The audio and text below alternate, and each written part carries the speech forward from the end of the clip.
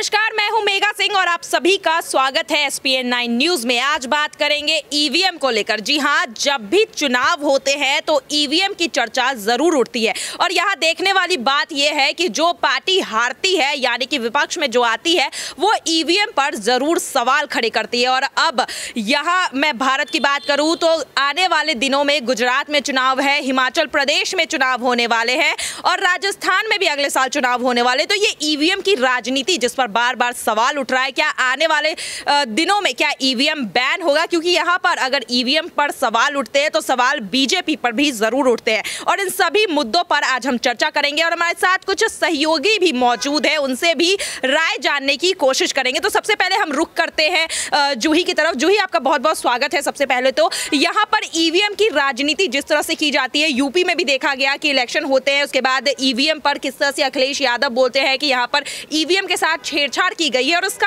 सबसे बड़ा इल्जाम जो है बीजेपी पर लगाया जाता है। तो आपको क्या लगता है, सच में अभी भारत में सिर्फ ईवीएम की राजनीति बच चुकी है यहाँ पर? जब जो अपोजिट पार्टी है उसके पास कुछ रह नहीं जाता करने के लिए, क्योंकि जनता जो है वो जो देखती है उसी पे वोट देती है और जब वो उसको सामने वाली पार्टी पे कुछ ऐसा काम नहीं दिखता है तो ऑब्वियस सी बात है वो उसी पार्टी को देगी वोट अपना, जहाँ पर उसे लग रहा है कि वो आगे भी कुछ करेगी। तो ऐसे में जब जनता की तरफ से उन्हें प्यार या सपोर्ट नहीं मिलता तो एक ही मुद्दा बनता है कि भाई मशीन में ही खराबी है या पार्टी के खिलाफ कुछ बोल नहीं सकते, क्योंकि जनता का सपोर्ट तो पूरे तरह से वो जो सरकार है उसकी तरफ से। तो एक ही मुद्दा है ईवीएम का और वो आगे भी चलेगा, कहीं ना कहीं कुछ ना कुछ तो लेकर घुमा के वो बीती बातों को लेकर आएंगे। जैसे कि आपने देखा था कांग्रेस हो गई और कांग्रेस और ये अखिलेश यादव की जब वो गठबंधन हुआ था तो सबसे पहले उन्होंने यही बोला था कि ये भाजपा का ही सरकार है जो ये सर्व करती है और उनकी ही ईवीएम में मशीन खराबी है, उन्हीं के लोगों ने करवाया है। दंगे होंगे तब भी वो बीजेपी पे ही बोलते हैं और ईवीएम का तो हमेशा से ही मामला चलता है। जी, लेकिन मैं आपकी राय जानना चाहूंगी कि आपको सच में लगता है कि बीजेपी ईवीएम की राजनीति कर रही है? सच में बीजेपी में दम है, जनता का भरोसा इस वजह से वो यहाँ पर जीतते आ रही है? हर राज्य की बात हो जाए, लोकसभा के इलेक्शन की बात हो जाए, वहां पर जनता के भरोसे जीत रही है, ईवीएम के भरोसे जीत रही है? आपकी क्या राय है? देखिए, सबसे बड़ा जो बीजेपी का मुझे लगता है जीतने का, वो प्रमोशन अपनी जो है प्रमोट जो करती है अपनी टीम को लेकर, जो पार्टी को जिस तरह से प्रमोट करती है वो अभी तक मैंने बाकी पार्टियों में नहीं देखा है। बच्चे बच्चे के ज़बान पे उनका स्लोगन रहता है जिसकी वजह से कहीं ना कहीं घर घर मोदी और जो चल रहा था कैंपेन वो रहता है और यही वजह है कि उनकी काम तो अलग बात है, पर जब हर किसी के ज़बान पे किसी एक शख्स का नाम रहता है तो पार्टी ऑब्वियस सी बात है वो जीतेगी ही जीतेगी। बिल्कुल, यहाँ पर जूही का कहना है कि जनता का भरोसा कहीं ना कहीं बीजेपी पर है और विपक्ष वो भरोसा जीत नहीं पा रही, इस वजह से ईवीएम पर सवाल उठ रहे हैं और ये सवाल आने वाले चुनाव में भी उठेंगे। इस पर भी एक सवाल बनता है क्योंकि यहाँ पर देखने को मिल रहा है कि ईवीएम को हटाने की मांग जो है वो लगातार चल रही है। ईवीएम को हटाकर बैलेट पेपर पर चुनाव करने की मांग चल रही है। इस पर हम राय जानने की कोशिश करेंगे और हमारे साथ हमारी सहयोगी साक्षी मौजूद है। साक्षी, आपको क्या लगता है ईवीएम की जो राजनीति हो रही है, क्या आने वाले समय में गुजरात, हिमाचल प्रदेश, इन सब जगहों पर भी क्या इसी तरह की राजनीति होगी ईवीएम को लेकर? होगी, बिल्कुल होगी। देखिए, सबसे पहले ईवीएम की राजनीति कहाँ से होती है और कब होती है? देखिए, जब विपक्ष में इस तरह के आपसी विवाद चलते हैं ईवीएम को लेकर, वो कब चलते हैं? जब विपक्ष पार्टी जो है वो जीत जाती है, तो सवाल हमेशा विपक्ष की तरफ से उठता है और ये स्पेशली सवाल जो आता है वो बीजेपी के टाइम पे ही आता है। अगर बीजेपी के अच्छे वोटों से जीत हासिल हो रही है, वोट आ रहे हैं, तो ईवीएम पे तुरंत सवाल होने शुरू हो जाते हैं कि ईवीएम की गड़बड़ी हुई है, वहाँ गड़बड़ी की गई है, वहाँ कुछ चाल चली है, इस तरह की बातें सामने आती है। तो अब अगर गुजरात और जिस तरह से महाराष्ट्र के चुनाव तक चलेंगे और अगर बीजेपी का नाम कहीं भी आता है तब ईवीएम का मुद्दा उठेगा, और कोई पार्टी का आता है तो ईवीएम का मुद्दा नहीं उठेगा। आप देख लीजिएगा, ये बात होगी। जी बिल्कुल, आपका कहना है कि जब बीजेपी जीतती है तभी इस मुद्दे को उठाया जाता है, लेकिन यहाँ पर मांग एक उठ रही है कि ईवीएम को हटाकर बैलेट पेपर पर चुनाव किया जाए। क्या आपको लगता है ये मांग पूरी करनी चाहिए? क्या ईवीएम पर जिस तरह से सवाल उठाए जा रहे हैं, आने वाले चुनाव में ईवीएम को हटा देना चाहिए चुनाव से? देखिए, सबसे पहली चीज ये कि ये सबसे बेकार आइडिया है, सबसे खराब आइडिया है। आप ये देखिए, जहाँ डिजिटल इंडिया बनाने की कोशिश की जा रही है, जहाँ सब कुछ डिजिटल करने की कोशिश की जा रही है, जहाँ लोग ईवीएम तक आए हैं, अब आप बोल रहे हैं बैलेट पेपर पे चले जाएं। ये क्या चीज़ें हो रही हैं? मतलब जब चीज़ें जो ठीक चल रही है, लेकिन ज़बरदस्ती क्या है ना कि ईवीएम को घसीटना है। ईवीएम तो बीच में आएगा, वो मुद्दा चुनाव के टाइम पर बनना ही बनना है, तो उसको चेंज कराने वाली बात ज़बरदस्ती उठ कर आई है। चाहे आप उसको चेंज करवाइए, आप बैलेट पेपर लगवाइए, आप कुछ और चीज़ें करवा लीजिए, वो चीज़ें होंगी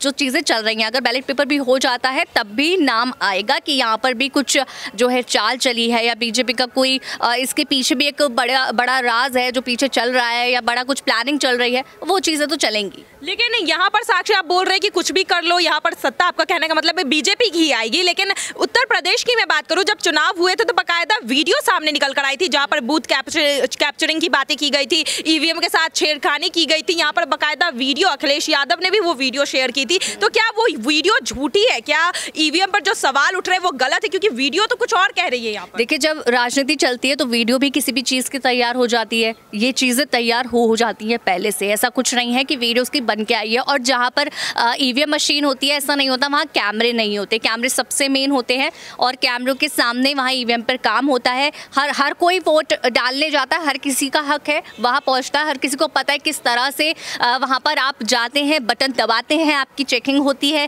क्या क्या चीज़ें होती हैं, ईवीएम मशीन कैसे रखी जाती है, किसकी निगरानी में और किसके कहाँ के प्रशासन की निगरानी में वो सब चीज़ें होती हैं, वो सब जानते हैं, वो नेता भी जानते हैं।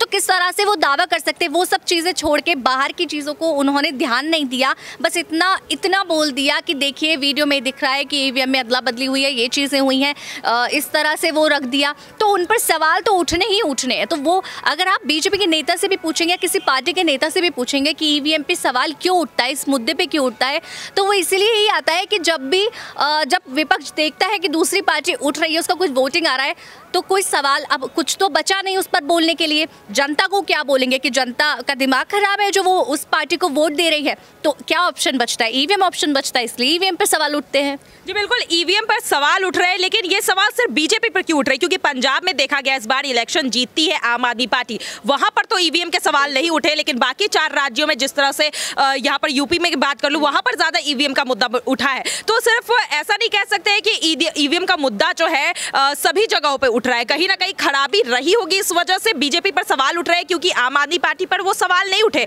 तो यहाँ पर गौर करने वाली बात तो जरूर है। तो जनता यहाँ पर क्या लोकतंत्र जो है वो खतरे में पड़ रही है जिस तरह से ईवीएम की राजनीति की जा रही है? देखिए, ये नहीं है कि बीजेपी पे कोई खराबी है इस वजह से सिर्फ बीजेपी पे सवाल उठ रहे हैं। बात यहाँ पर ये है कि जब आप बीजेपी पर ईवीएम के सवाल उठा रहे हो, तो जब पंजाब में आम आदमी पार्टी जीती थी उस टाइम पे भी कांग्रेस लगा सकती थी, ईवीएम पर बोल सकती थी ईवीएम पे गड़बड़ी की गई है, तब क्यों नहीं बोला कोई? क्यों तब नहीं बोल? तो वही चीज़ें है ना कि जो पार्टी पर निशाना है आप उसी पर बोलेंगे, जब उस पर आएंगे वोटिंग उसी पर बोलेंगे। लेकिन सिर्फ एक पार्टी नहीं बोल रही है, यहाँ पर सभी विपक्ष सिर्फ बीजेपी पर ही निशाना साध रहे, तो कहीं ना कहीं इस बात में सच्चाई तो जरूर होगी। देखिए, जब सारी पार्टी एक तरफ होती हैं और एक अकेली पार्टी बड़ी कॉम्पिटिटर बन जाती है हर पार्टी की, तो उस पार्टी के पीछे हर कोई चलता है, उस पार्टी के बारे में हर कोई बोलता है। अब आप ये देख लीजिए कि उस पार्टी को लेकर जब भी कोई मुद्दा ऐसा आए, कोई भी मुद्दा हो, पेट्रोल हो, महंगाई हो, ठीक है, वो चीज़ों में बढ़ोतरी हो रही है, कम बढ़ती, सब चीज़ें चलती रहती हैं, हर पार्टी लेकर बीजेपी को पकड़ती है, उस पर निशाना साधती है, बीच में लेकर उनको ज़बरदस्ती उनके बारे में चीज़ें बोलने लग जाती है, तो वो हर कोई बोलता ही है।